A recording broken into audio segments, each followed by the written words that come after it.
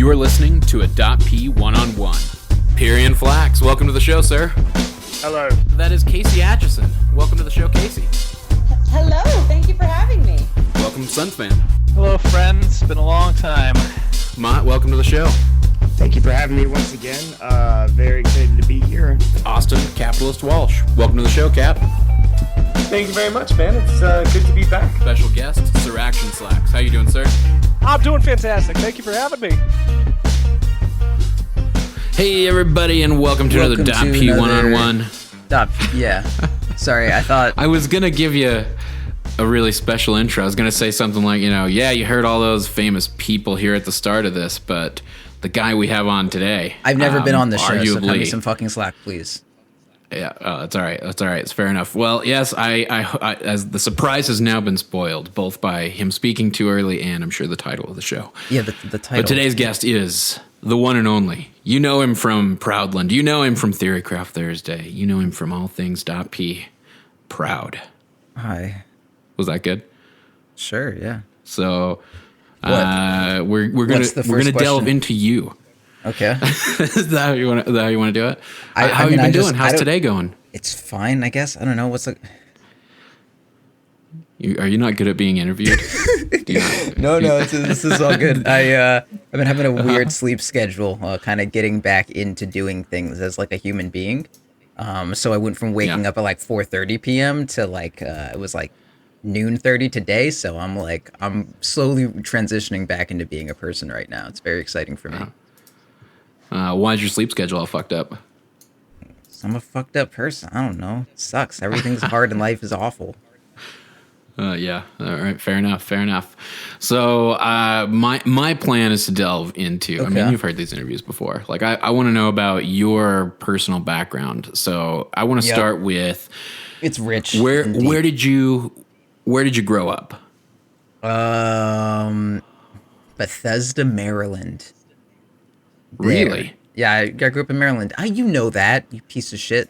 No, I guess I always associate You know with I'm California. from the East, okay? You know I'm from the East. Yeah, You know I wasn't yeah. fucking I- born here. Like, do you just not... I feel like we have a deeper how- connection than this, and this is a little shocking to me. Like, When- I'm not... So What? how long were you back east? How long did you live there? I don't know, like my entire fucking life until I was really? like Okay. 19. Yeah, no, I lived there until I was 19. Oh. So I thought, I guess I had, wow, I had always assumed that you were like a No. California transplant, but like that you had gone there, No. early on in life. I moved there after I was legally an adult, and I've only lived in California like by myself. Oh, okay. So you're still in California now, though, right? That's correct. I am currently speaking Okay. to you from an area near Santa Cruz, which is near San Jose. Kind of. Okay. Not really. What was it like growing up in Maryland? It was pretty great, honestly. I live near like my dad is pretty well off financially. My mom's all right.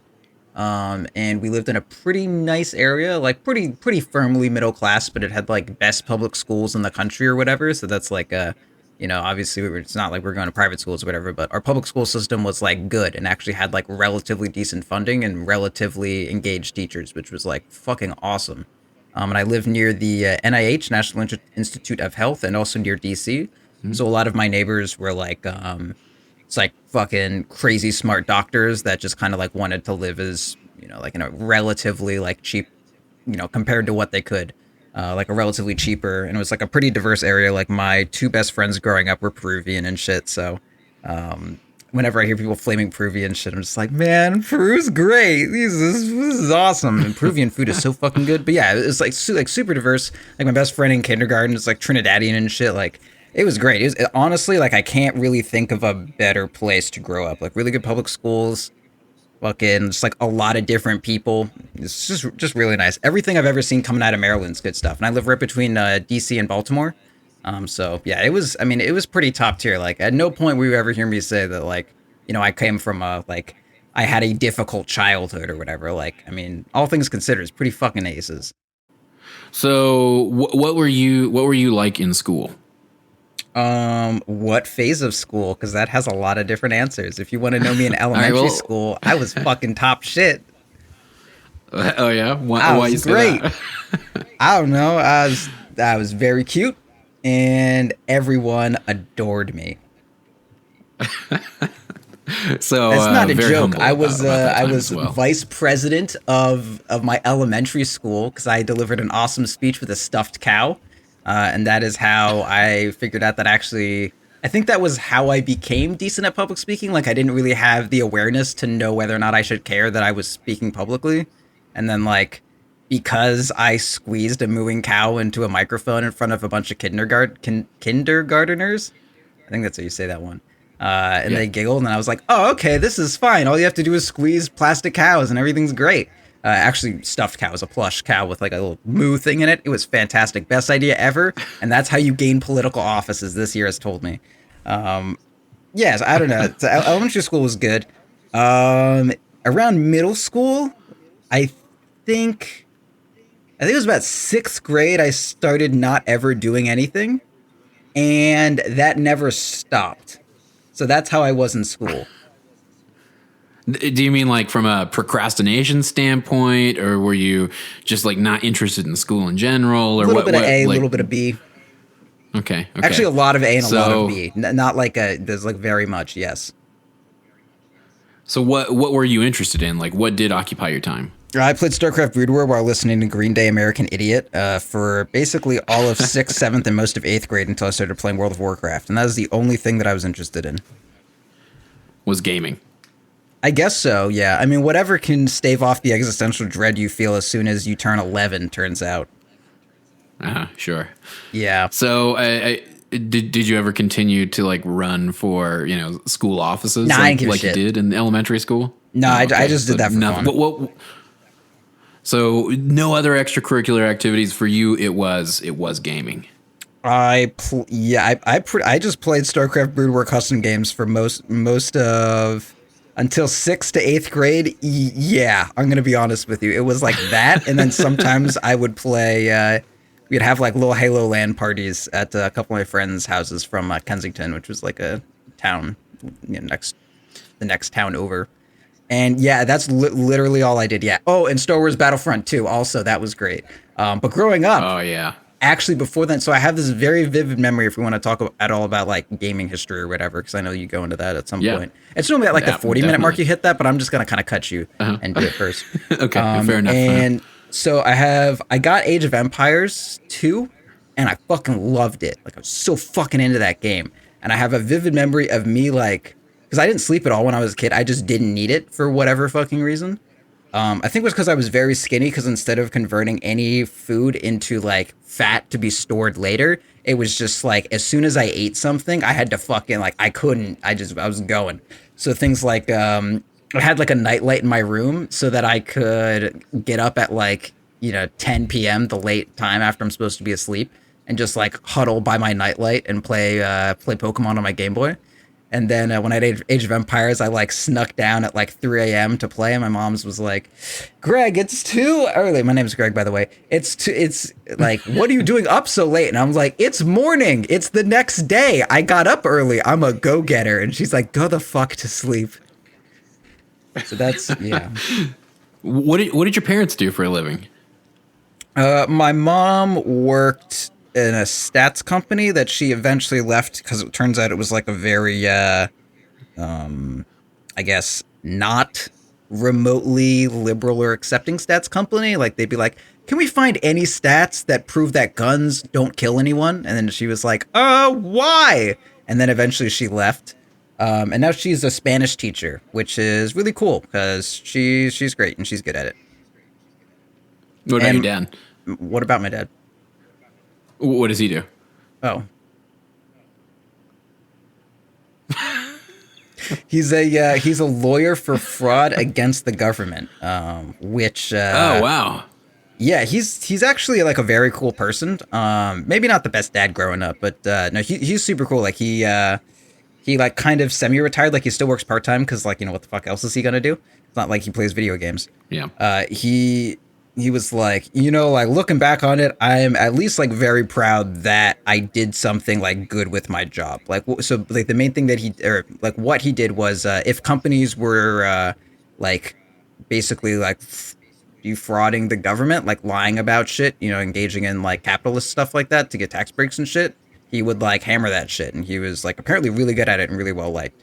So it was cool to see him be like, yeah, I'm glad that I helped make the world, like a better place and shit. I was like, cool, my dad's dope. Was that why you guys were kind of based out of Maryland then, just for the because he worked proximity in to DC and kind of everything that was going on? Yeah. I think I was born in like Virginia, and then we moved to DC when I was like pretty freshly out of the womb. They may have actually shot me out of the womb into Bethesda. I'm not exactly sure how it happened, but I know I was born in Virginia. Then like a day later, it's just like whoosh in Bethesda.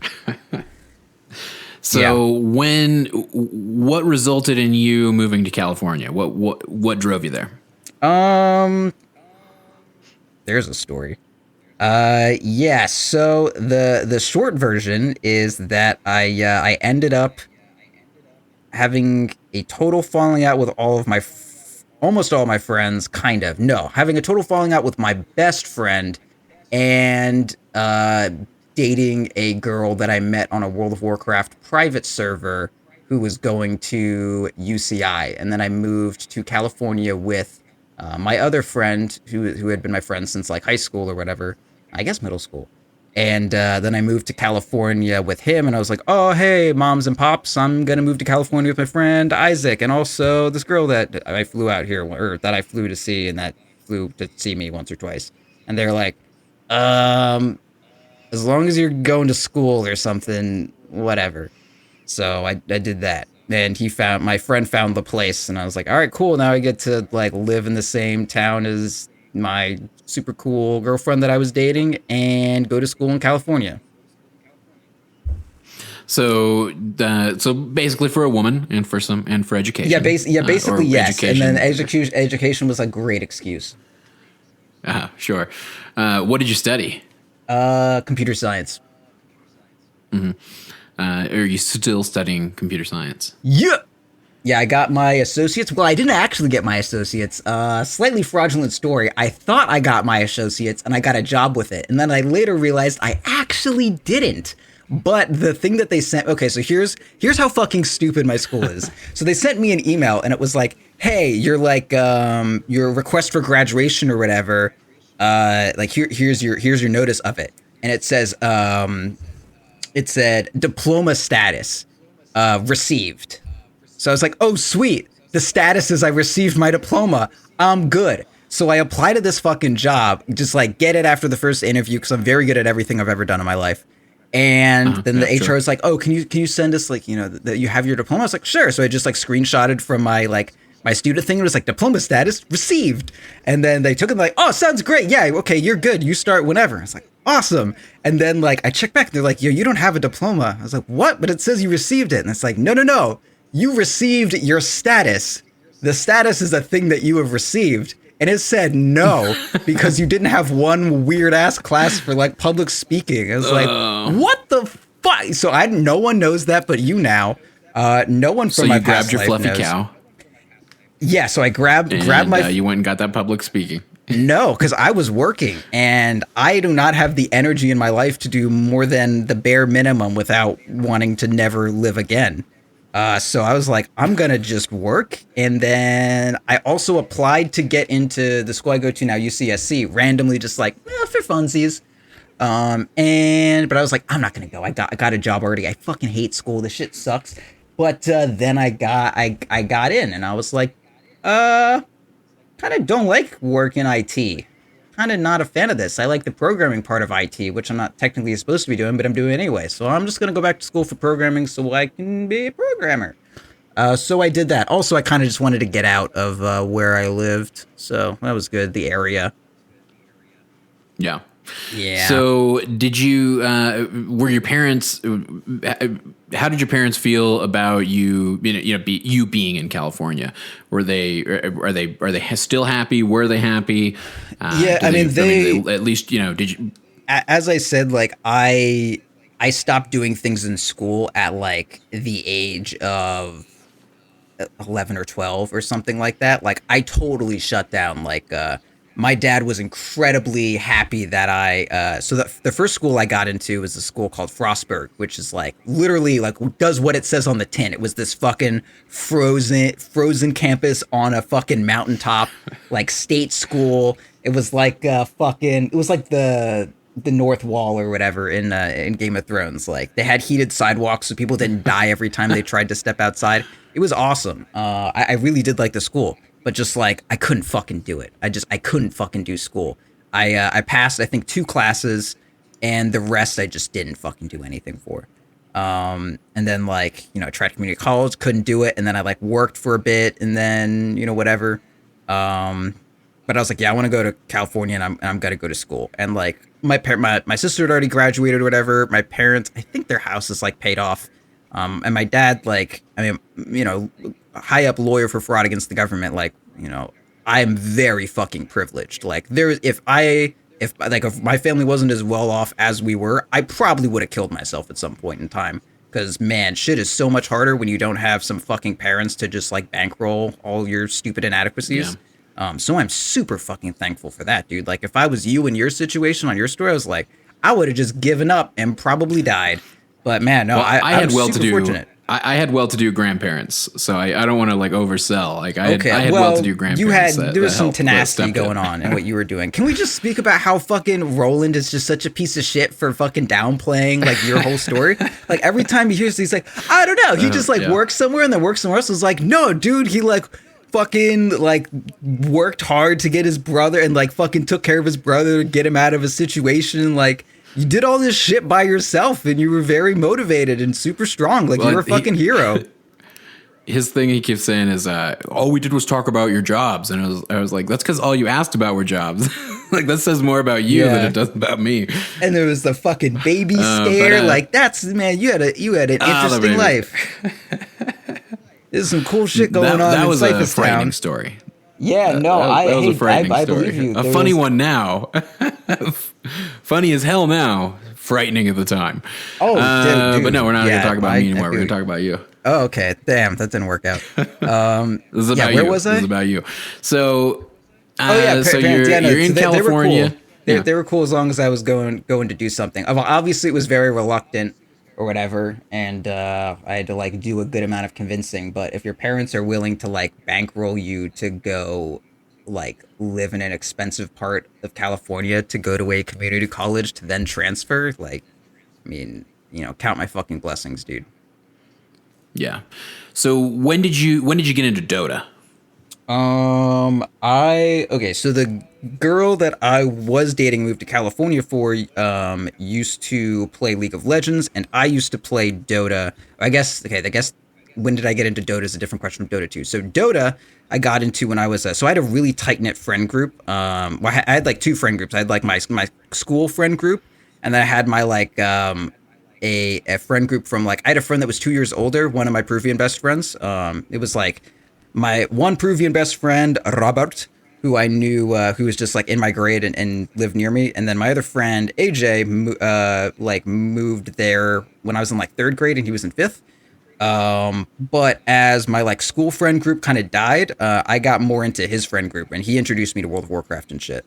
So I had like him and some of his friends that like moved to like a magnet school or whatever. And just like various other people, we all kind of like got together and formed like this WoW collective. And eventually I brought my friend who moved to California with me into that. So I had like this weird conglomeration of people from like different places, but all kind of in the same area. So we could still like get together on weekends and like do like a LAN party if we just took like an hour for travel and shit. But we had like a bunch of like really cool people we played WoW with. And so whenever there's a downtime in WoW, we also played a good amount of Dota. Like we spent an entire summer playing 3v3 Dota. Like we just cut one lane off and said no one can pick Doombringer. I think I actually just talked about that on like the last show I was on.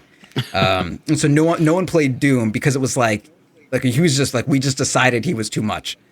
So that's basically how I got into Dota. Like I played the first thing is like I started playing it and I was like, why am I ever gonna play this game instead of World of Warcraft? It just looks like a shitty fucking flash game. Like it's just so easy. It's dumb. And then they were like, well, each character is about as complex as a level 30 WoW character. And I was like, well, maybe if there's so many of that. Anyway, it was very begrudgingly, but eventually I played. And then I was like super into it, coming up with builds and stuff. But I mean, still my main love was WoW. So like I played that. And then I moved to California, and me and the girl I was dating, we always played games together. So we played, normally it was like we would just play MMOs and shit. Like we played Guild Wars 2. And when that kind of died out, we were looking for something else to play. And after going through like Dungeon Defenders and Orcs Must Die 2 and just like a bunch of like random shit, whatever we could find, we were like, man, we'll play a fucking MOBA. We'll play Dota 2, when's Dota 2 coming out? Because we both hated League for obvious reasons. And Sure. And then Dota 2 came out and we played together. And that was when I played Earthshaker. And then immediately, and just like did terribly and built Battle Fury first. And she was just like, yo, can I carry next game? And I was like, oh God, I'm the worst.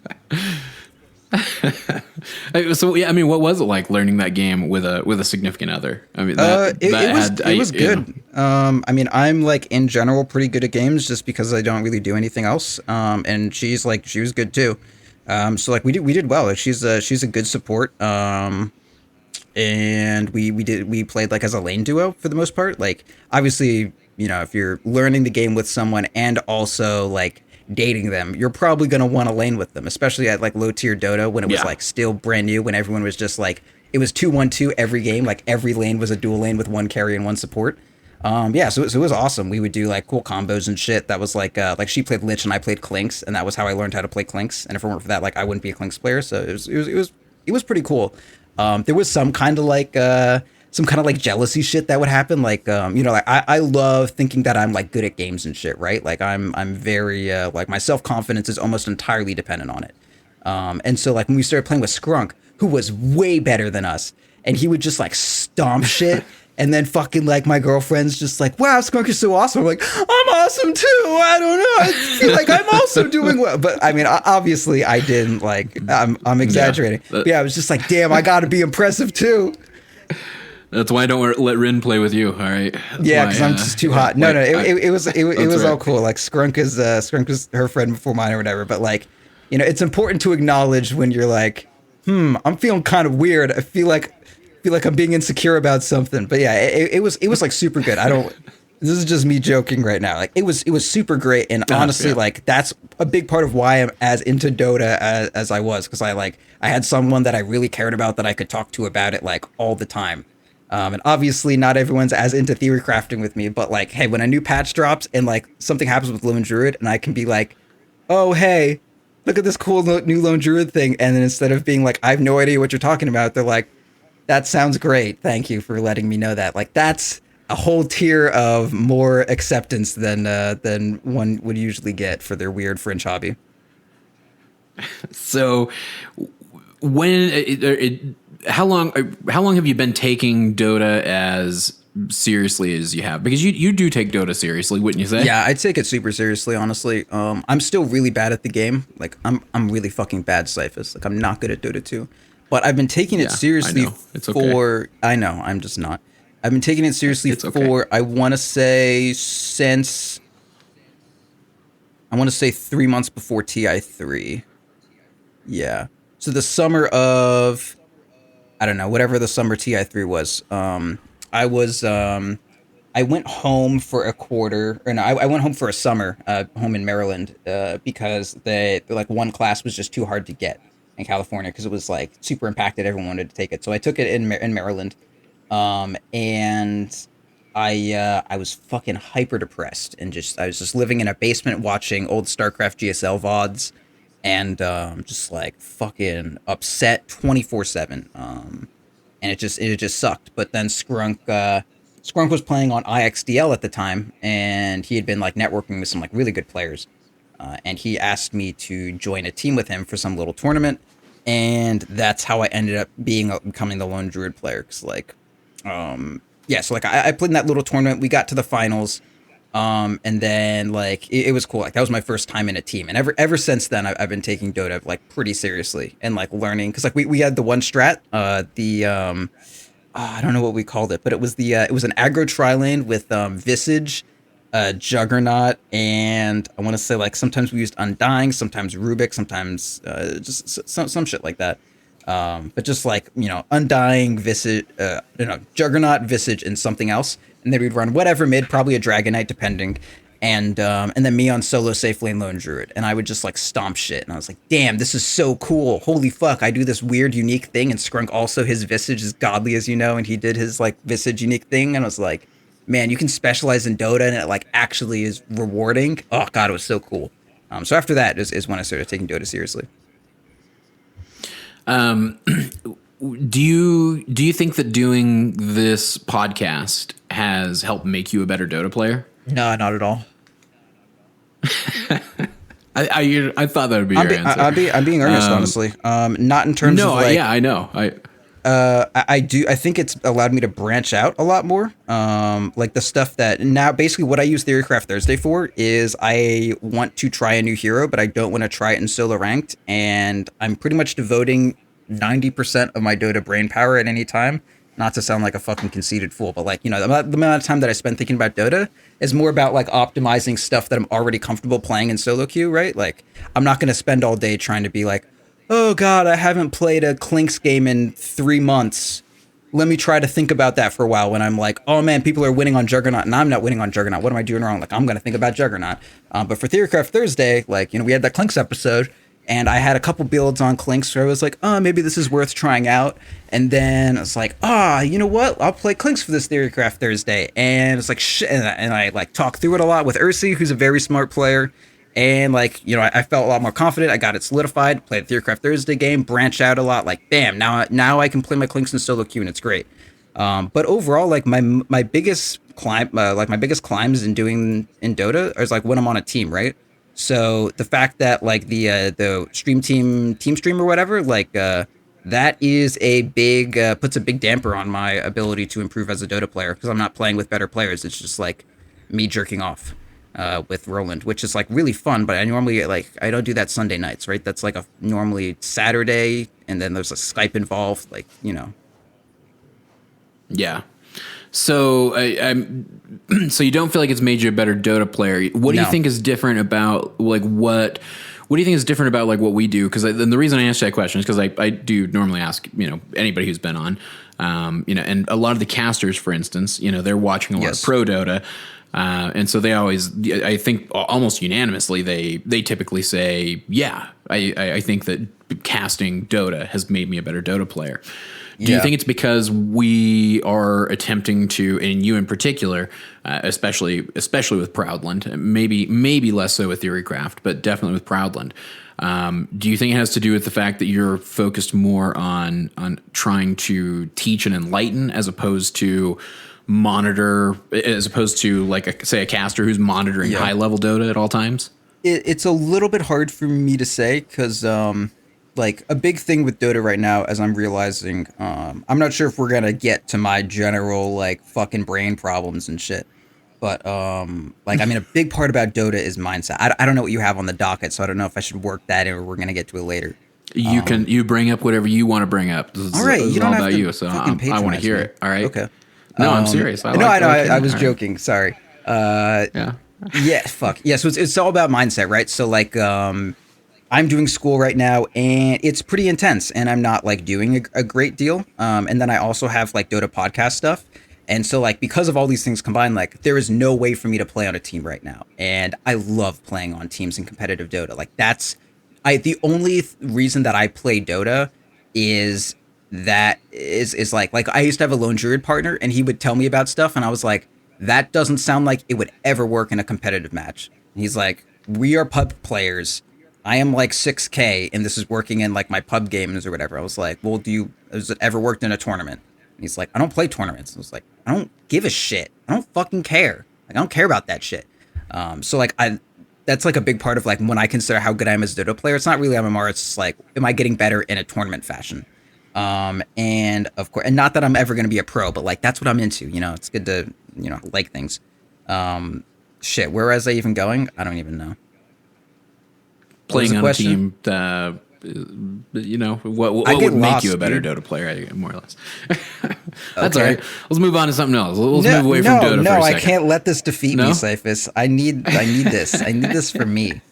Oh, you're talking about mindset impacting your game. Or impacting yeah. Okay, I'm trying to see. Yeah. Okay, so Yeah, so like because of all the stuff going on, like I have way more like I don't have as much time for Dota, and the podcast definitely impacts that. So like when I think of maybe like a caster who went pro, of course doing your job while being like, you know, whatever, not to flame any caster or anything, but like if before casting you were like 3K, not because you were bad or anything, not that there's anything wrong with you, but just like you didn't have time to, and you're not a fucking prodigy from Dota 1, you didn't play Han, like obviously you're not going to be amazing at the start, and you have like a job and school and shit.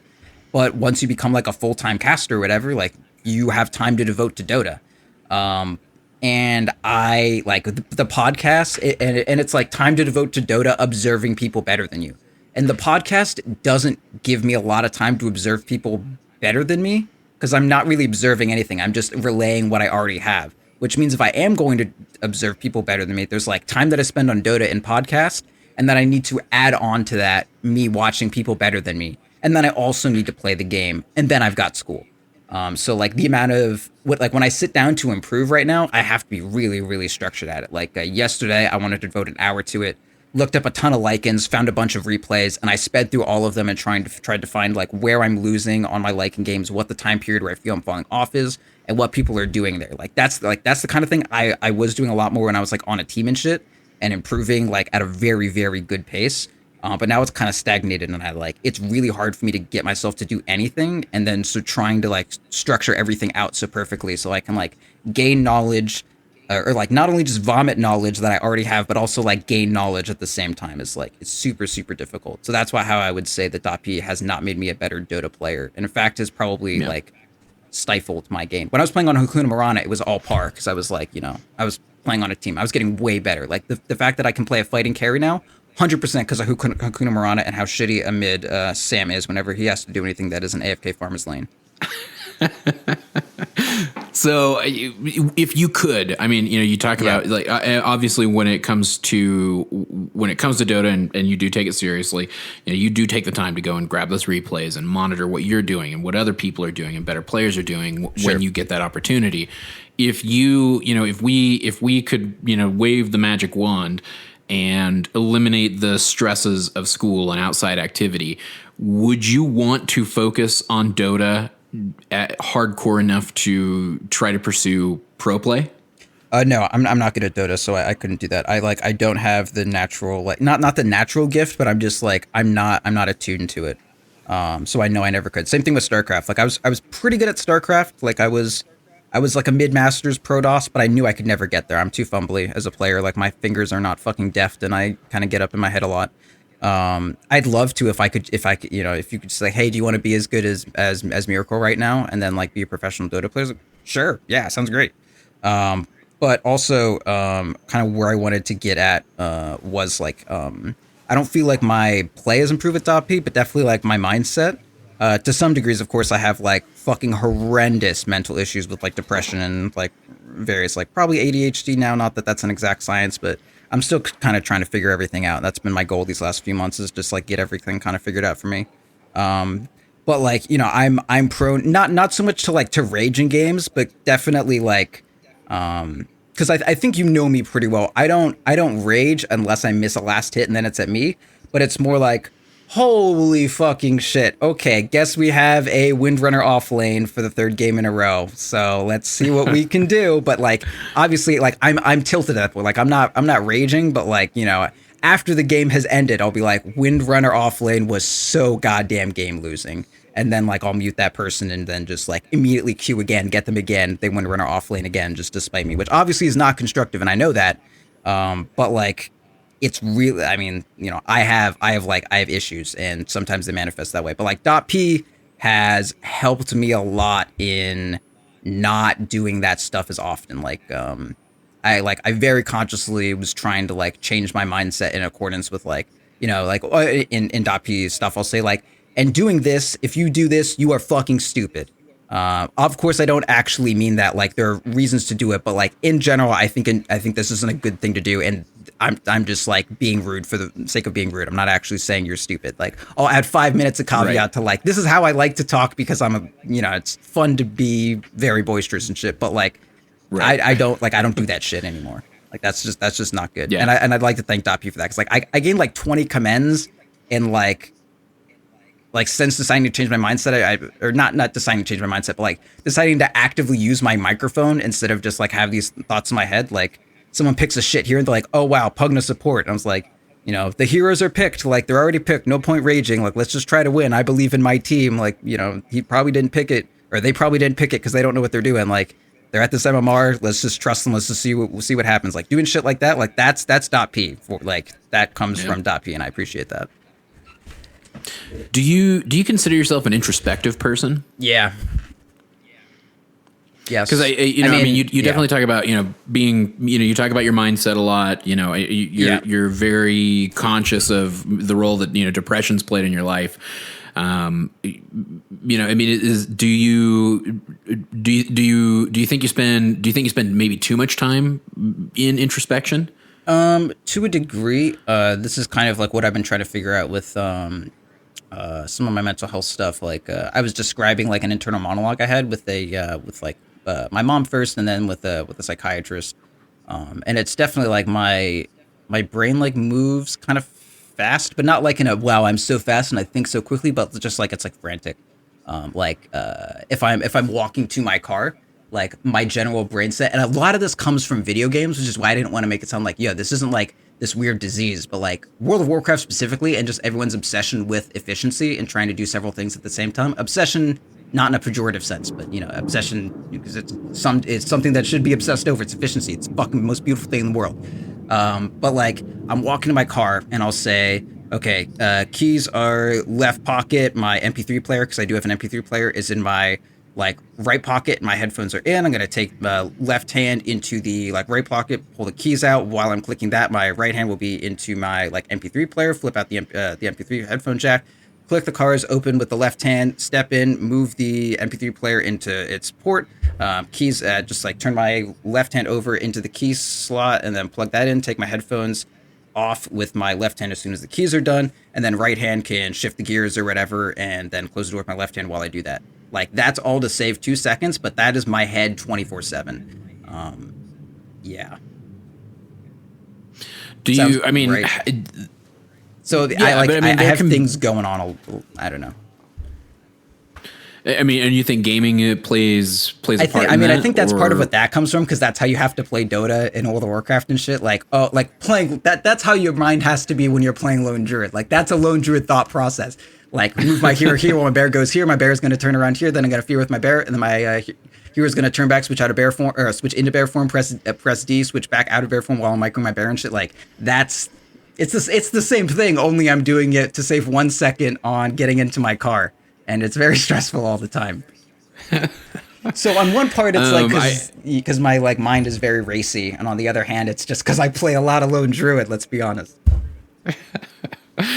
I mean, and you would like to. I mean, of course, you'd love to keep thinking that way in Dota, and you know, in any kind of competitive sense, in any kind of competitive game. I mean, efficiency is everything, right? I mean, in not even just in video games. You look at boxing. You look at boxing. Like they teach boxers to move their head, no more than an inch than they need to dodge a punch. Because efficiency is there. Yeah, I mean, I'd like to slow it down, I guess. I mean, just like one of my main issues is it's just like really hard for me to concentrate on shit. Like, can't learn from lectures at all.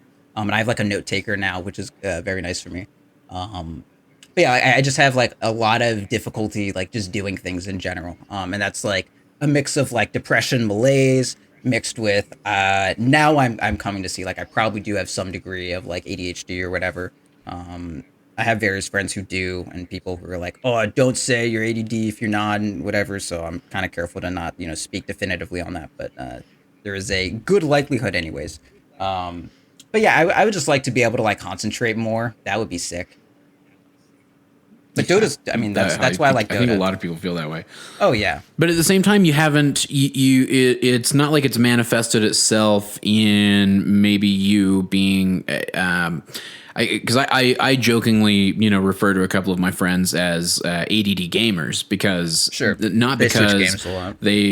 they're constantly it's this game's hot right now. Yeah. I play it for a week and then I'm on to the next one after the newness of the old game is worn off. So I had a friend described to me something that I think like really, really resonated with me, and I really like this explanation. They said, it's not so much that I have a lack of attention, it's that I have way too much of it. So, like, let's say I'm in a lecture and my professor pauses. I immediately need to occupy my brain with something that is interesting enough that, like, it can take all of my attention. And that's why I like games like Dota and StarCraft and, like, World of Warcraft, because they are incredible. Maybe not WoW now. I don't play WoW anymore. But, like, they're incredibly deep. There's so much thought involved. And, like, the fact that a game where someone can have more APM than your hands, or more, the fact that you can take more actions than, or that your... This is weird to say. The fact that there are more things to do than your brain can fully process doing is like something that I need. Like playing Lone Druid, my mind is fucking racing the whole time, and that is the only reason that I'm able to spam Lone Druid, is that he completely takes all of my concentration, and I cannot be distracted by other things. Like if I play Juggernaut, there's a decent chance my mind will just wander while I'm AFK farming. With Lone Druid though, my fucking absurd amount of attention that I'm trying to throw anywhere, like Lone Druid demands all of it, and that's why I like games like Dota, because like I can actually concentrate on this. Does that make sense? So absolutely, cool. 100%. It makes me wonder why you don't spam Meepo. Meepo's shit, and he's not interesting micro. I could talk about that for a fucking hour and a half on how Meepo's micro is just inherently uninteresting compared to Lone Druid's. We'll save it for Roland. Yeah. I mean, he doesn't play Meepo anymore. It's all good. I'm among friends once again. No. Yeah, he Meepo'd himself. No disrespect to Meepo players. We knew it would happen. I just like Lone Druid micro more. Yeah, fair enough. So let's segue back over into like how your involvement in the Dota scene. Okay. I mean, obviously, you do the podcast and you do coaching on the side, which I hope folks are aware of. Yeah, well, I'm taking a brief break from that right now just to get my school shit back in order. Yeah. Right. But you've mentioned to me before, and Josh has talked about it with me. Roland has talked about it with me as well. Like you want to be involved in esports and specifically in Dota 2. Yeah, that's a career that you're at least interested in pursuing. Sure. Where would you ideally be within the scene? Like casting, tournament organization, like what element of the Dota 2 esports scene, or maybe esports in general, attracts you the most? Or do you think you can see yourself being an ideal fit for? Yeah, this is a bit of a like, I don't want to say dangerous, but more like a precarious kind of question in terms of how you want to come off, because obviously everyone has their goals or whatever, but if you walk up and be like, well, you know how Tasteless and Artosis are the best people to ever cast any video games? I feel like everyone in Dota is just horrendous, and I would like to be both Tasteless and Artosis in solo cast to their level. Like, obviously, like you say shit, like you're just gonna be like, who the fuck are you? But also, like, for a while I've kind of thought like being humble is awesome. But I feel like being unaware of your own potential is like, I mean, or rather, being arrogant is shitty, but similarly, like underestimating yourself or like giving yourself less credit than you're worth should be like a similarly looked down upon thing, unless you're just concerned. Like if I'm just concerned with my own ego, I would love everyone else to be absurdly humble. But if I'm trying to make Dota as good as it can be, I want everyone who thinks they can do it and has a good reason to then do it, Like, if Miracle didn't think that he could be a pub player and he was just a 9K guy who could... Or rather, if Miracle didn't think he could be a pro player and was humble and was just like, no, I'm just good at pubs. Don't add me to your team. Like, that would be shameful. Like, you have potential. Fucking go for it. So, like, when I say this isn't like, me bragging. This is just, I firmly believe that if you think you might be able to get somewhere, then, go for it. And that's probably a little too much of an explanation. I'm not going to judge you for having aspirations. Oh, so. Hey, I ain't gonna. I'm sure you're not. It's the dear listener that I don't want to come off like. I refuse to believe that the listeners will hear your aspirations and judge you for having them. I mean, not that. Okay, like also, I'm building this up a shit ton, but I just kind of like to say that little spiel every so often.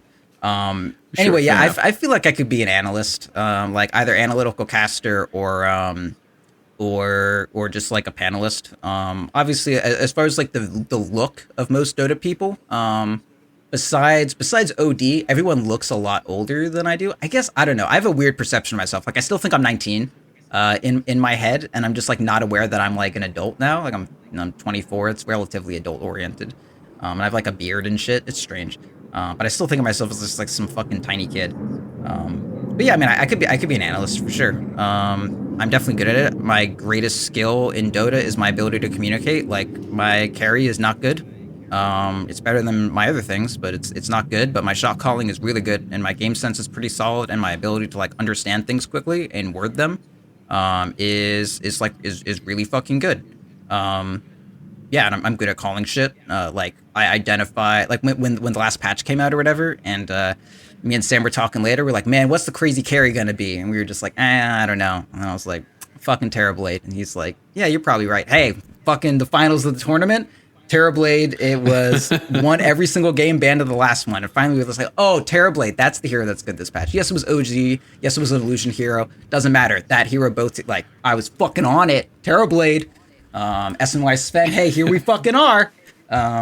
Anyway, yeah, I mean that's just a little bragging, but yeah, I mean I feel like I'm smart about Dota. Like I feel like I'm smart about Dota. I think I'm smarter than my MMR about Dota, which is a really easy thing to say, but I mean I believe it, so whatever. Yeah, I it's funny because I think everybody feels that way. Yeah, I'm sure they do, but yeah.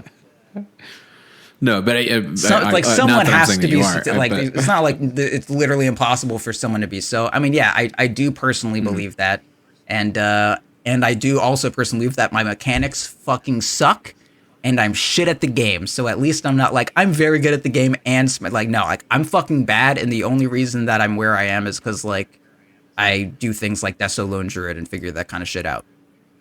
Yeah.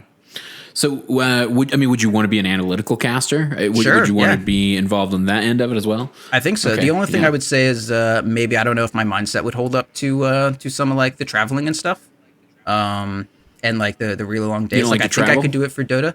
I don't dislike to travel. It's just like I'm apprehensive about doing things. Not to say that I wouldn't be willing to try them, but I'm aware of my own limitations in that I know that like I'm very easily depressed. You know, like.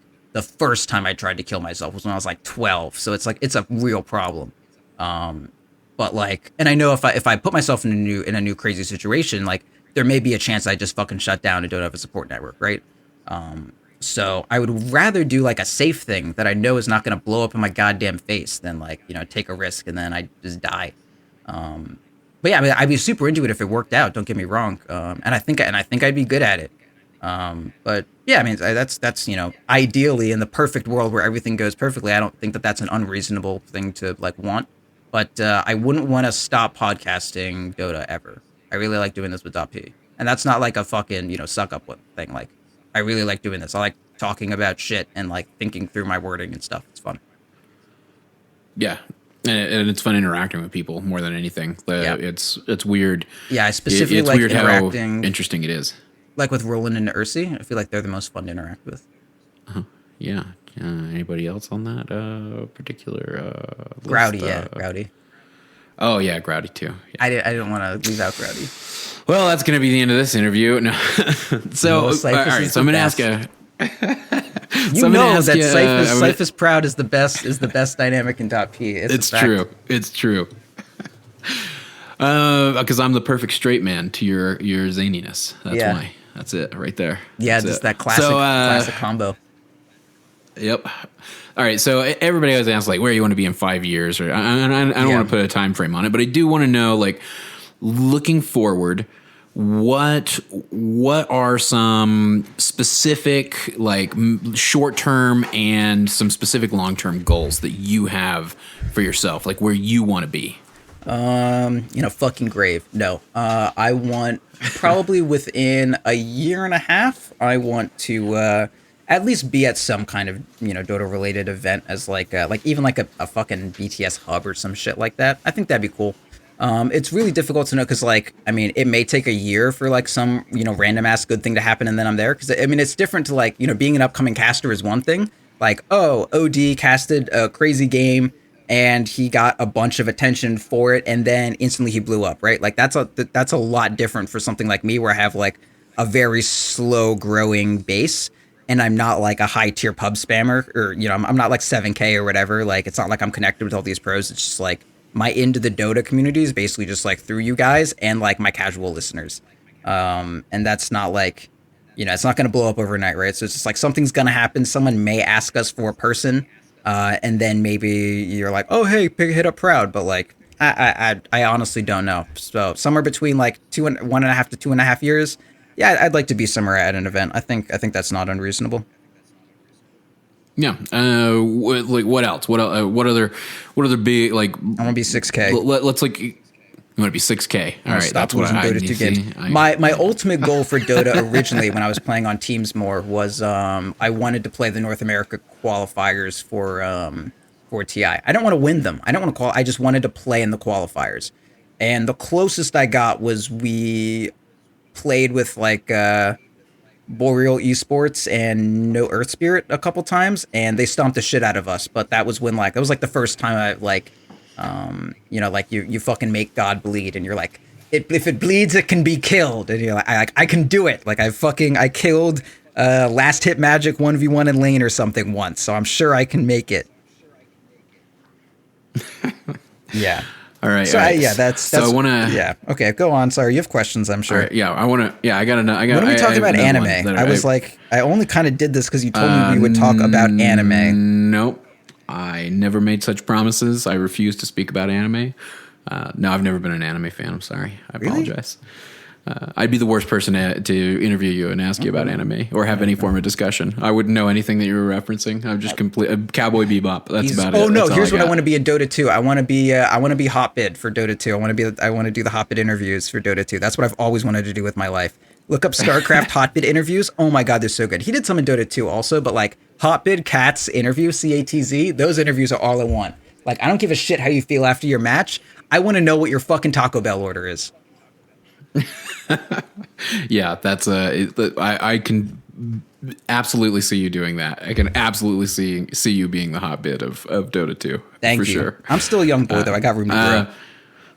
Yeah, that you do. So I'm gonna stroke your ego a little bit. Oh, nice. One of the things that I respect, that I've come to respect most about you, working with you over the past year and a half, in addition to your calves and your tries, is your awareness and I'll call it a conscientious awareness of inclusiveness, and I don't want to like call it political correctness. Yeah, no, I mean I'm fine with that. I mean, I'm like super fucking PC, and I try really hard to not like offend people for no fucking reason. And by offend people, I mean actually do damage to like. Okay, I mean like I just hate the word offended because it assumes that the buck stops at like, oh no, my feelings, but like people get offended. It's just such a fucking shit word. Oh my god, it makes every discussion awful. Like it's more like I don't like when people do things that actively make the world worse, and somehow the shorthand for that became offended. Like if a bunch of people are screaming the N-word, that is like normalizing some sort of normalizing like some like racism or whatever, and then like someone who's actually racist or whatever. Feels more comfortable expressing their shit, and then so on and so forth. Like it's pretty easy, point A to point B. So I'm not like offended that you're. Yeah. Anyway, go on. Sorry, I'm gonna fucking. I'll say no. You're fine. No. I'll say the best summary. I think the best summary of it is that you treat people like people. You treat people appropriately. You treat them all equally. You recognize and care about people in general. And with a few exceptions that you and I probably know from offline that we won't mention on the show, unless somebody is just legitimately a piece of shit, unless somebody is legitimately a piece of shit, and even then you won't be, overly unnecessarily, you won't unnecessarily berate that individual, even privately, even behind their back at all. But you care about people, and you are inclusive of all people. Yeah, I've kind of gone back and forth. I used to be, I mean, like when I was 18, I had like this super fucking privileged view of like, maybe not view, but like, I guess mindset of like when I was playing World of Warcraft, and I was raid leading. When I was raid leading random people, this wasn't that big a deal because it was just fucking like random people. When they hated you, you kicked them and you got someone else. But like, you know, someone would make a mistake and I'd fucking like berate them. Because I was really fucking good at that game, man. Like I was wild good. Like the part of why I'm shit at World of Warcraft is all the time, or not World of Warcraft. Why I'm shit at Dota is like all the people like Sumail and Miracle and shit. Like they grew up on it, right? And I grew up on World of Warcraft. So like my formative video game development years were not on, like it was not when I was in 6th grade playing Dota. It was like my hardcore shit was like on World of Warcraft. So like I'm fucking wild good at this shit. And I'm just like yelling at people and I'm just like, man, everyone's garbage. I'm so cool. I'm fucking like 17 or whatever. And I'm really good at World of Warcraft. I'm just going to yell at all these fucking adults. And eventually I started playing with a, so like the two things I did in World of Warcraft was one, when I was 15, I hit Gladiator, which is like one of the big PvP ranks. And I was like really, really high at it. Not like number one on my battle group, but I was like up there. And that's like where all my self-confidence as a person comes from, no joke. Just from hitting Gladiator after everyone told me I was shit when I was like 15 and I like made it. Straight up, like that's 100% of me. Like anything you see that is proud, it is only because I hit Gladiator in season 3 with a fucking mace stun warrior. 100%. Everyone said I was fucking garbage. And they hated me because I was like, you know, like 14 and I talked a lot. I was just like a cringy 14-year-old who had no friends. So like, you know, I was just like the kid on the server. But eventually I made it and then everyone accused me of paying someone to get it for me. So I was like, damn, this feels awesome. They can't even handle how good my 15-year-old ass is. But yeah, so and then so I did that once, and then I played in like my first year of college. I did like competitive raiding and they made like 10-man raiding actually like as or like somewhat on equal footing to 25-man, and it was really fucking hard. So but it was like me and all my real life friends, and I was raid leading because I'm a shot caller, like that's the only thing I'm good at. And doing the like yelling at people thing really doesn't work when they're your real life friends. So I radically shifted the way that I am able to communicate to people. And this is like why I get mad at Sam and captain's role. Like, during the team stream team or whatever, he would like put forth enough effort to be like, well, I did my part of captaining. Now it's up to my team to pick up where I dropped off. Like if you're farming somewhere and he's like, hey, Cyphus, go farm somewhere else. And then you move one camp over and then you die. And he's like, farm somewhere else meant go farm the other side of map and use your TP. But like, whereas me, I'd be like, I know that AJ is fucking stupid. Like, I know he's going to fuck this up. And that's not like, I know that he's not going to, unless I'm absurdly specific and tell him step 2 and 3, I know he's just not going to do it. And if you're worried that that's like a rude thing to say to someone, like you could say, oh, well, also AJ has all these other things that are really good that make up for that. Like there's no need to word it balance. Just like, all right, I'm the fucking captain. There's no reason for me to just like half give an instruction to have this person like be upset. Just like there's two sides to every miscommunication. And if you are involved in it, there is almost always something that you could have done yourself to like get you there. And that's the kind of how I always deal with communication. Like you can always be better. There's two sides to every fuck up, you know, there's always something you can do on your side. Yeah. So that's kind of like how I deal with like captaining and talking about Dota and that sort of thing. Yeah. So I don't yell at people anymore. I ask you all this because given that perspective and given your, you know, that's all good. You know, but given your outlook on interacting with people and dealing with people of different, you know, genders, creeds, colors, ethnicities. Wait, no. Now I know how I can respond to that one because I did it wrong. Can I try again? All right. So take 2. In my fucking shitty brain where I can't be happy ever, I'm like super aware that if I wasn't as lucky as I am with I didn't have a like great dad or whatever, and he's kind of like pretentious and you know whatever. But like, I mean, he cares. He's just like just a baby boomer father who's not really he didn't really know what he's doing. But like if I didn't have like such supportive parents who were able to just bankroll all my fuck ups, like I legit would be dead. I would be a dead person who would have successfully killed himself at some point. Whereas someone who just fucked up once or twice. So I'm like super aware whenever I see things fuck up, like, oh, hey, a lot of people are just like kind of born into poverty and our country is garbage at helping them out of it. Or a lot of people like deal with a lot of discrimination and shit. Like if I was not just like a generic white dude playing games, they would be a lot less enjoyable for me. And if I didn't have this sweet ass escape, like maybe I'd have killed myself. So I'm just like super aware that anytime any infraction happens, like that could be the entire difference to like someone else. And I also have an absurd amount of empathy. So it's really easy for me to like get into that kind of mindset. And that's not like a braggy thing. Yeah. I cry a lot. Not like cry as in, sad or whatever. Like if I watch an episode of Scrubs, like 90% of episodes of Scrubs have brought me to tears, dude.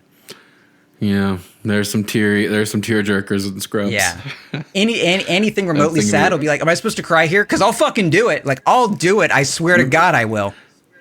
Yeah. You remember the episode where Remember the episode where Brendan Fraser dies? Yeah, dude. Where do you think you are right now? Yeah. Holy shit. Yeah.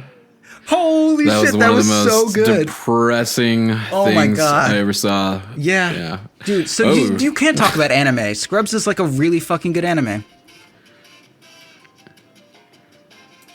Well, sorry. I had the outro music playing randomly all of a sudden. Yeah, I like that it's like this kind of like crickets going. Like, I was like, Scrubs is good anime. And then just like, no reaction, just like this weird music happening. It was like, this is cool. Yeah, no, Scrubs was a tearjerker. So I asked you all of that. And I brought all of that up because I am going to tie this back to Dota. Damn it, because we are a Dota podcast. Hell and yeah. You are a Dota personality. Fuck yeah, I am. So we're going to talk about Lone Druid now, right? When you no. When you look at the Dota community and the state of Dota, do you think it is overall in a good place? No. Or do you think that there are I run with it? No, I mean, no. Gaming as a whole sucks. I mean, people as a whole suck. But yeah, no, I mean, we're shit. I mean, I'm like very extreme, honestly. And by extreme, I mean like, I think that most people, probably 99.99999% are people. That's weird to think, but that's my general thought. And we're super shit at it. Like, I don't want to like burn bridges or whatever, but there are like a lot of times where something will happen that's obviously just like objectively bad, and instead of it getting addressed in any way, people try to like fucking brush it under the rug.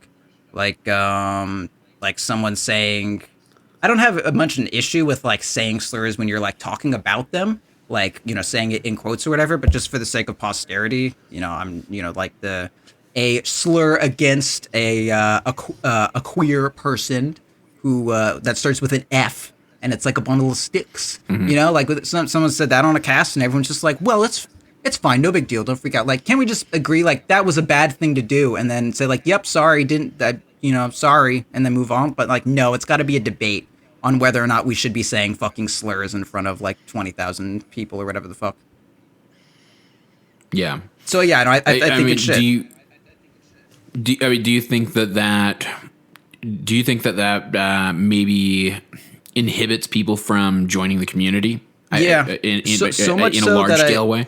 Yeah, I don't really think that's like a hot take or whatever. Like, yeah, like Dota, like when I was like learning Dota with my ex-girlfriend, she played one game of solo ranked and decided to never use her microphone again. And because of that, I was the one who was in the same boat. Yeah, I was playing. I was the only one who played solo ranked between like she only played with like me and our friends, and I was able to play alone and use my voice enjoyably and like develop my abilities to like shot call and talk about Dota. Whereas she was just gonna play with us because the Dota community fucking sucks. And it's not just the Dota community, of course. It's like the whole fucking world. But we're talking about the Dota community right now. Yeah, we're not really better than anything else. We're probably worse in a lot of regards. So I do think it sucks. It's super shitty. What do you think this will be a two-parter. What do you think we as a community overall can do, and what do you think we at .p can do? It all starts at the top. Everyone's like sycophant isn't the right word for it, but everyone's a bootlicker deep down on it. Like so as long as we are not working with people or we are like reprehending people when they do that sort of thing, like Zyclops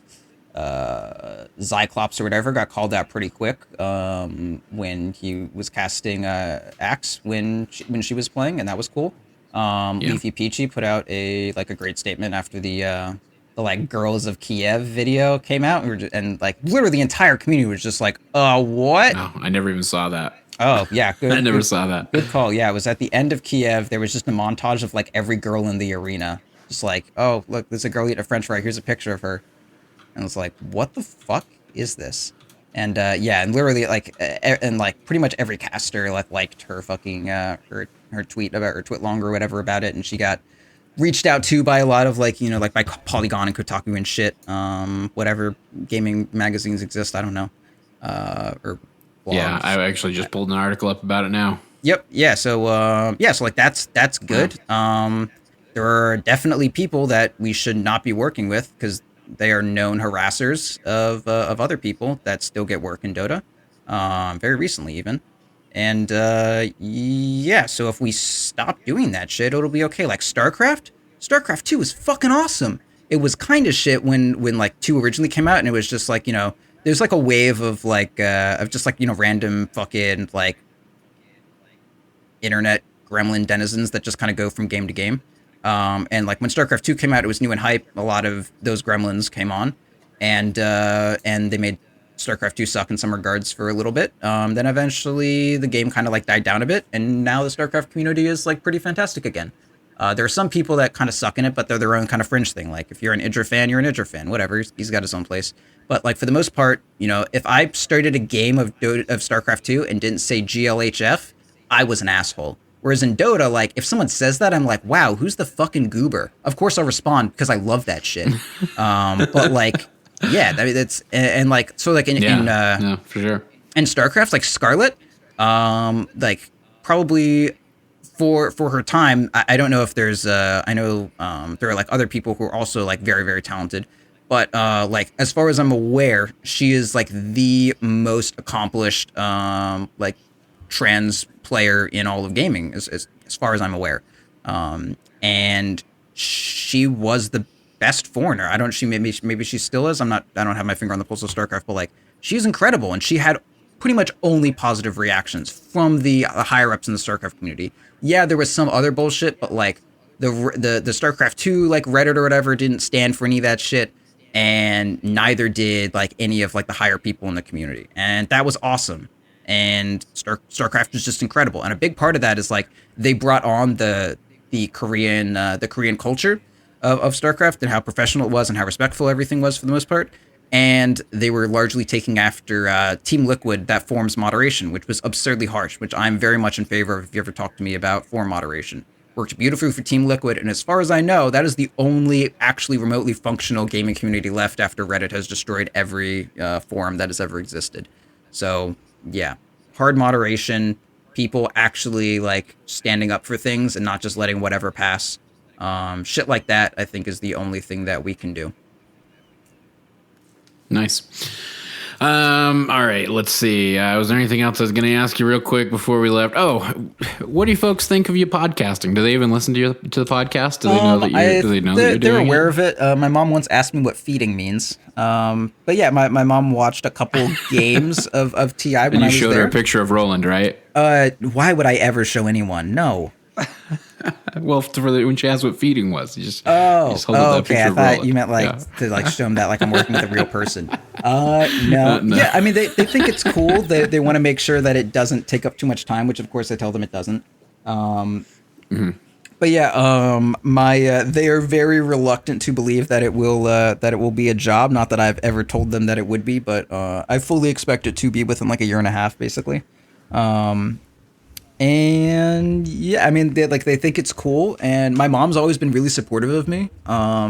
She's super cool. She doesn't really get everything, but like she used to listen to me raid lead in when I was like 13. I guess no, I think it was like 14 or 15. But like, yeah, I was like in World of Warcraft in some 40-man dungeon or whatever. this was like I think the only time I was actually allowed to raid lead in vanilla. But I had this one, and I didn't use headphones, so we had this Scottish dude, the Scottish shaman. And he would keep like asking me for like what to do next or whatever. And my room was right next to my parents, so he'd keep hearing like "Carnage, what do we do?" And I was just like, and I'd like sometimes slip into like his accent or whatever. I do a sweet Scottish, by the way. It's just like some people think that accents are like good to know. I do, yeah. So like accents are kind of like racist, but damn it, they're fun. Damn, they're fucking fun. Yeah, I think and doing a they're Scottish funny, one is okay. right? But yeah, they're so fucking fun. I think It doing a sucks. Scottish one is fine. Have you ever? I can't remember the British comedian who does an American accent, and his American accent is pretty fucking hilarious. Yeah. Accents, even our own, go both ways. Even just accents from around the U.S. You know, the variation that you see, because like I spent a lot of time in Pennsylvania with like that like sing-songy kind of accent that the Pennsylvania women can have in particular. No, I get you. My aunt's from Pennsylvania. I'm all right know with what you were talking accents. about. Yeah. So anyway, I own a kilt too. So yeah, I just walk around in like speaking in Scottish with my kilt. I did an entire class pretending I was Scottish when I was at my community college in Southern California. Yeah, when I was at IVC, I did an entire bullshit class just speaking in Scottish. It was great. I know how to say a few things in Scottish, like actual like Doric scuts. Mappy is a rabbit. Finds like a belde is like would be like a very objectifying thing to say to like if you were like catcalling someone or just like saying, oh, that girl is really cute, like finds like a belde. Yeah, it's fun, man. Dork Scots is awesome. You fit my Ken? That's what I mean. Yeah. Okay, good. Anyway, yeah, I like All right. accents. All right, so what were you saying? Oh, parents. Yeah, no, they're kind of cool with it. They just my dad's like, make sure you get a job over the summer, and I was like, I have a job. It's Dota. Well, maybe we won't tell them that you did this one-on-one. I'm sure my parents aren't going to listen to this. Otherwise, I wouldn't have said that. My dad wasn't like a terribly amazing father. I mean, it's hard to deal with a kid who has like some fucking mental disabilities or issues that you're unaware of. Because of course, no kid ever wants to be like, "Hey, everyone, I have brain problems. Help me get help." Like, no, I only started getting help when I was like, I want to say like 2 years ago. Yeah, if you have brain problems, go get help. It's good shit. Yeah, absolutely. Yeah, I was gonna say I'm really glad, especially as somebody who like studied depression and in particular with the kind of the stereotypes and the misunderstandings associated with depression. Sure. It's awesome to hear people talk about it openly because it should be. Oh yeah, that's my should stance. Like I didn't get treatment for a while for like various reasons. I mean, a lot of it is there's a huge amount of stigma. But like the like my ex that I played Dota with, she also was a like had a psych background or whatever. That's kind of unrelated. Anyway, she just like didn't want to date someone that was like like unstable and like mentally unwell or whatever.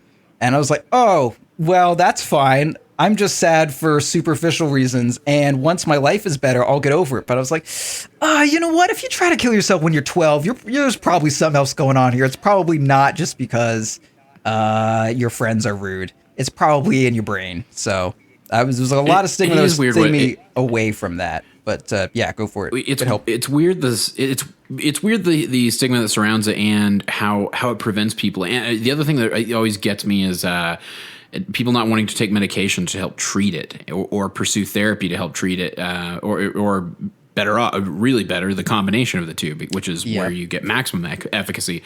Because I always equate it to like if you have diabetes, you take medication.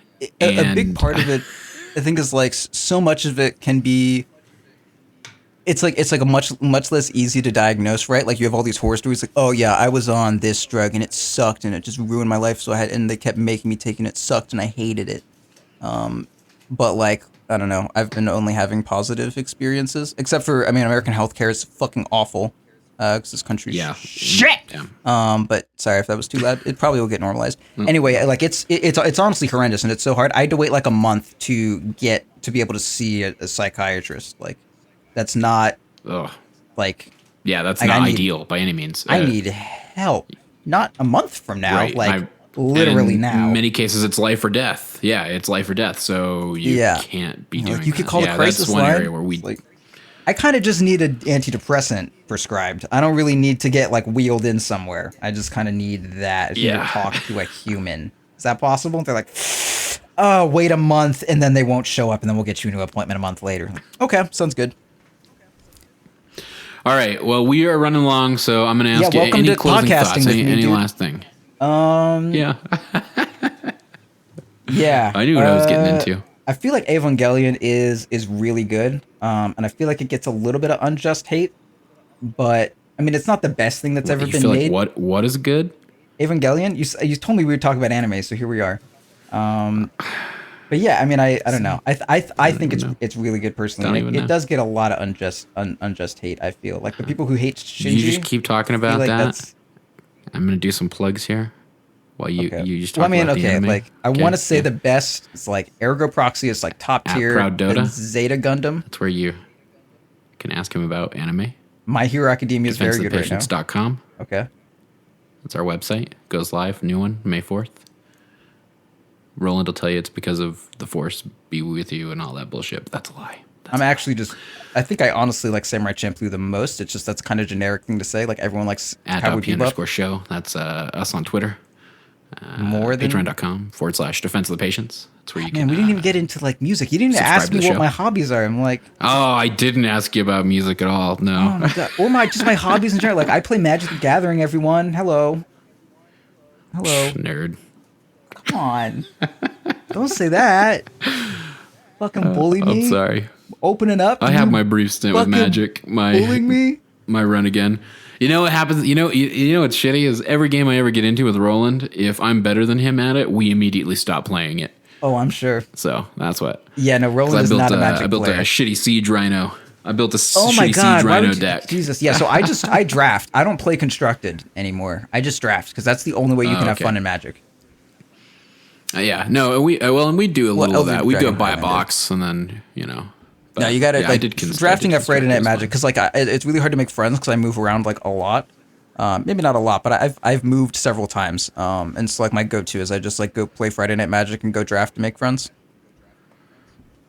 Yeah, I love the nerd store. the I nerd miss. store is We used to great. have a really great nerd store here that has been out of business for years, and I think back on that as maybe some of the best days of my life. We're going to that nerd dude. store Oh, and hanging so out with good. people So and good. going there with friends and Yeah.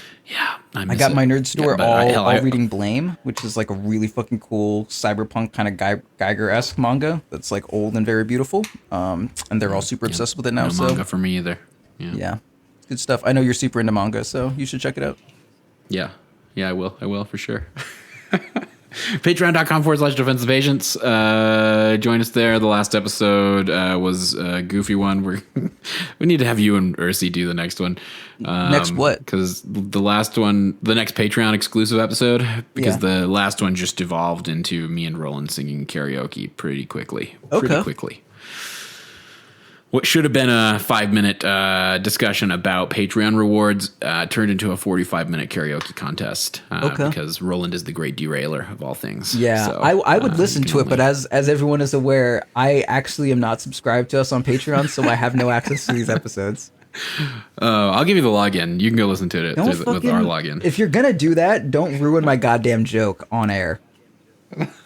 I'm sorry. Okay, I won't. Like- I'm sorry. Bad pod, Cyphus. Proud does not support Defense of the Patients. Bad All right? pod. We put it out there. Don't worry. How'd that void build work out for you? You ever play it? I did once And or you just twice, lost, and it just really didn't work out. yeah. 'Cause it was actually Yeah. a shit build, and you should I had never ask really- me for advice. You got to play Lycan, man. No, I mean, I'm sure it was a fine. No, I've been playing Jug. I played Jug today on stream. It was a just- good game. I was what like do you go? 9-0 at one point. Where do you go? So our jungle Bloodseeker was refused to build Silver Edge. Super uninterested in anything that's not you saying your item builds. Okay, so I built Silver Edge to deal with a bristleback. No brown boots, just a straight up Silver Edge first item. 5 no, item slots. so what was your build, Cyphus? No, I bought. All right, I went because of you. I did not buy Quelling Blade first. I went with those 2 Slippers of Agility. I went right into the Poor Man's Shield with the first 200 gold. I picked up the Quell Blade right after that. I went into Phase. I picked up Stick. I did Aki. I finished Wand because again I was solo laning versus a Bristleback. Love it. I went Silver Edge first item to deal with him. Then I went Maelstrom. Then you don't like the Maelstrom, huh? Yeah, where was your Manta? Oh, no. I went Maelstrom Manta. I should have gone Manta Maelstrom. You went the Maelstrom before the Manta. Classic mistake, Cyphus. Classic mistake. Yeah, sorry. That's okay. Well, Maelstrom Manta. You tried. Then went full blown Mjolnir on the Maelstrom. Then picked up Diffusal and 2 Abyssal. I don't know about that Diffusal, That's but how it went. Abyssal's good. Okay, I'll give you a Moon solid because it was one of those games. For what you're working with in terms of like MMR and stuff. I'm gonna give you a solid 9 out of 10. All right, yeah. I mean, I felt good. I carried the game. Yeah, I was sounds good. Sounds like you did well. I was like, I may say 28 and 8. I want to say you may have wanted to do the Manta before the Silver Edge or a Yasha and then Silver Edge, but I'm not entirely sure. Honestly, I couldn't say that with the utmost certainty. Depends on the game, but I'm sure it worked out for you. Because it's like the farm speed, we right? did win. Sure. Yeah, I thought about that, which is it's funny you say that because that actually I almost went Maelstrom into Silver Edge. That was almost my first item. Oh yeah, Maelstrom into Silver Edge. But I was thinking, I guess I went the Silver Edge first because I was like, well, I'm still getting that. I'm still getting an ulti orb, right? Was my thinking. Yes, you're getting some extra mana to work with. Because like the issue with Shadow Blade stats. Because like Jug, you need to spam your healing word to heal, and then you've also got 2 expensive spells in your Q and your R, and then you add Silver Edge active on it. Like that's pretty rough. But once you get or Shadow Blade active, but once you get the ultimate orb for the Silver Edge, like that kind of evens it out. So it's also had Aki. I also had Aki and Wand at that point too, and I was pretty against a Bristleback. Like every combat I had the mana to do what I needed to do. Okay, yeah. In general, Aki Wand is like just enough to keep your head above water, but against a Bristleback, I can see how that would be like way more than enough. Yeah, I mean it was the bristle. The bristle was really driving a lot of like that early itemization. Okay, sure. Yeah, no, I like it. I'm glad we got a little bit of Dota knowledge in here. I'm proud of you. Cyphus, you're a good Dota player. I think I'm so close to recalibrating. Please do, because like now that I have to put my phone number on my account with no cosmetics, I'm not going to do that. Yeah. So. Yeah, so here's what I've done. I've got the normal account. I've got that account I can only obviously play normal on until we can recalibrate. Bless up. I'm just given into it. I'm playing party games on it. I'm going to do whatever I got to do to get it to the point of calibration. I'm going to do the calibration as quickly as possible, see where I'm at. And I know it's going to be higher. Like I can already tell that it's going to be higher. I mean, as long as you can just off of who I play keep games, getting, like consistently higher. Like as long as you still considerably higher, if you still have your calibration games to do, we can play solo ranked or we can play party ranked. It's just like you need to be able to play. Yeah, so I'm close. I'm like level 16 or 17. So yeah, it's gonna happen. All right, that's it. 20? That's all for us. Yeah, 20, level 20. And then I can do it. So it's you can play bot that games far away. If you want to just end in 15 minutes, play a bot game with Huskar and you'll win and it'll get you experience. Yeah, I could do that. That is tempting. How many of those would I have to play? Like a fuckload, probably. It's just like, I got 20 minutes to kill. I'll just do one of these before bed. That's not a bad idea. That's full of good ideas. So all right, that's why you pay me. Yeah, that you are. That's right. Yes, sir. Okay. Those are all the plugs and stuff. Thanks, guys. Thanks, Proud. Thank you for coming on the show. Hey. This was great. I'm glad we got to delve into your history. Glad we got to figure out a little bit more about you. Yeah, I played a warrior in World of Warcraft for like 7 years. Same warrior too. I'm actually going to get in Seattle. I'm going to get. Actually, I'm not sure if I'm doing this one in Seattle. because I'm not sure if the woman that I get tattoos from Seattle has good lettering, or yeah, I guess lettering. But I'm gonna get the playtime for my warrior from World of Warcraft tattooed on my chest, because that character like was me. It's like over a year of time spent on that one character. I like that's that. Crazy, right? I like that. Yeah. And it's just gonna be the I love it. timestamp, right? Not anything super cringy. It's like a fucking generic timestamp. Like, what is that? Something special you wouldn't understand. Just my fucking Tauren warrior from Kargath. That's better than me. I want to get a D20, like on my left shoulder. Oh, that's fine. That's generic enough. Yeah. That's what I want to do. But not, I mean, not generic. That That sounded really rude. But no, like that's cool. Like that's just like a general like good thing to have. Just a little one. Like I don't want anything big or gaudy or anything. I just want Do you have any other tattoos? Tiny. Yeah, on my left forearm, I've got an old feather pen, an old quill pen cool. in a. And then you've got those 3 tiers. Yeah, the 3 tiers from the dudes that I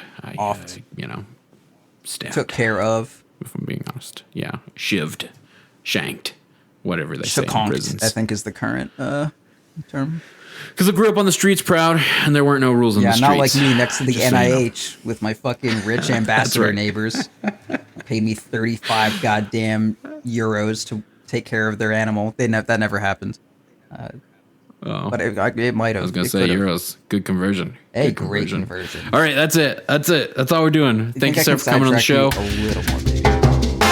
No, you can't, because tomorrow folks need to tune in to listen to you on Theatcraft Thursday. I don't. Until next time, this is Cyphus for Proud saying Actually, I have a really weird like wind-up doll that my mom got me for